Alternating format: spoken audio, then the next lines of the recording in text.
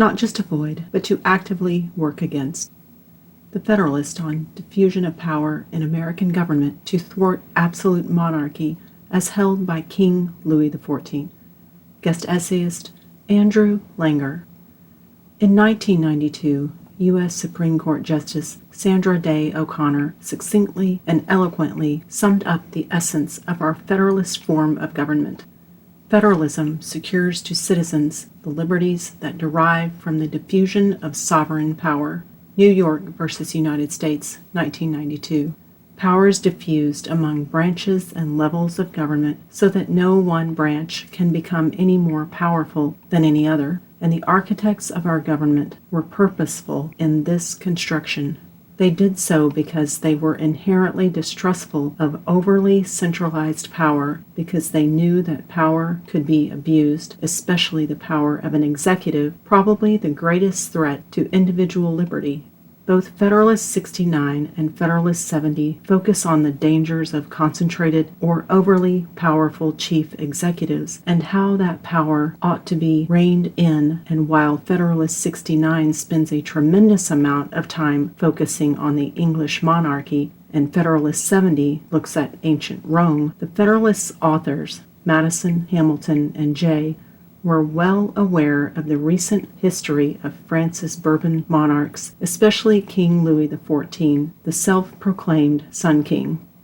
Louis XIV had been coronated when he was only 4, and while contemporaneous observations noted only a casual interest in ruling while he was a boy, when he assumed true personal rule of France in 1661, following the death of Cardinal Mazarin, the king's chief minister, he worked to ensure that his regal power was both consolidated and secure, building on the tutelage of his mother, Queen Anne, and having witnessed the chaos of a series of French civil wars, the Fronde, as a boy. These civil wars were of deep concern to him from both a standpoint of his personal safety and from the standpoint of ensuring his power. Louis, in turn, began to enact a series of reforms to strengthen his role as an absolute monarch. While there was a legislature and there were ministers, Louis served to create a royal civil service corps that were loyal to the crown itself, while at the same time making requirements of both the titled and military aristocracy that served to weaken their power over time. By making the privileges of aristocracy dependent upon presence and participation at court, the king took both the political and military aristocrats away from their estates, placing them under direct scrutiny of the king and those closest to him, while frustrating any efforts that could undermine Louis's hold on power or present a military threat to him. While it is apocryphal, given the concentration of power by the monarch, the king is reported to have said, "I am the state." It is interesting to note that all 3 of the Federalist authors viewed this concentration of power with deep skepticism, but for widely different reasons. James Madison, one of Thomas Jefferson's closest friends, shared Jefferson's affinity for the French generally, but of the 3 authors of the Federalist essays, was probably the most skeptical of concentrated power from a political perspective, and would have seen the concentration of power as not just a threat to individual rights, but also as politically unsound in the long term, something that was proven right decades after Louis XIV's rule, when the French people revolted.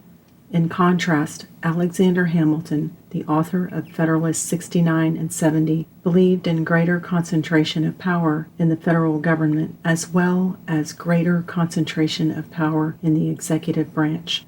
That being said, Hamilton was no fan of the French and ultimately tried to start a war with the French despite their assistance to America during the Revolution.